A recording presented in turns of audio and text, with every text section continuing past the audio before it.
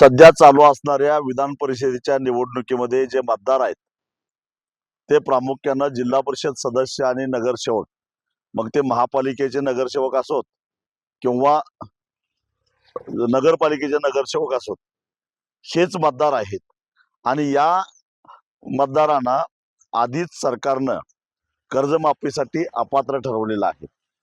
त्यामुळं निवडणुकीचा आणि निवडणूक आयोगाचा बागुलबुवा दाखवून त्याची घोषणा करता येणार नाही असं सरकार जे सांगतंय ते धादांत खोटं आहे. एक मुळामध्ये या निवडणुकीचे जे मतदार आहेत त्या मतदारांच्यावर प्रभाव टाकण्यासारखा त्यांना लाभच होणार नाही या कर्जमाफीचा, तर मग प्रभाव कसा काय पडणार?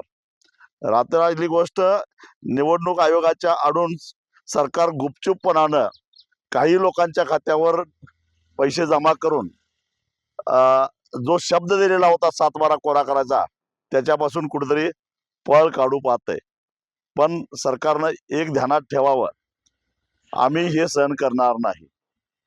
नियमित कर्ज भरणाऱ्यांना प्रत्येक खातेदाराच्या पाठीमागे 1.5 लाख रुपये आणि जे सरकारनं लोकप्रतिनिधी, पेन्शन घेणारे आणि इन्कम टॅक्स भरणारे हे वगळता सगळ्याच शेतकऱ्यांना, त्याच्यामध्ये थकीत शेतकऱ्यांना कर्जमाफीसाठी पात्र धरलं पाहिजे.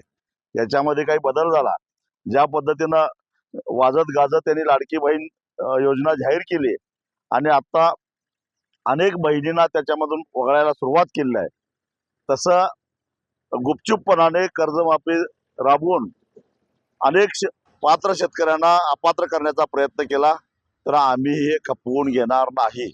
30 जून ही अंतिम तारीख आहे. त्यानंतर महाराष्ट्रामध्ये आंदोलनाचा एक भडका उडल्याशिवाय राहणार नाही आणि सरकारनं स्पष्ट करावं, काही निवडणुकीवर परिणाम होत नाही, आयोगाला जे काय करायचं ते करावं, परंतु विधान परिषदेच्या निवडणुकीवर प्रभाव टाकेल असा हा निर्णय नाही आहे. हा निर्णय आधीच झालेला आहे, बजेटमध्ये तरतूद झालेली आहे.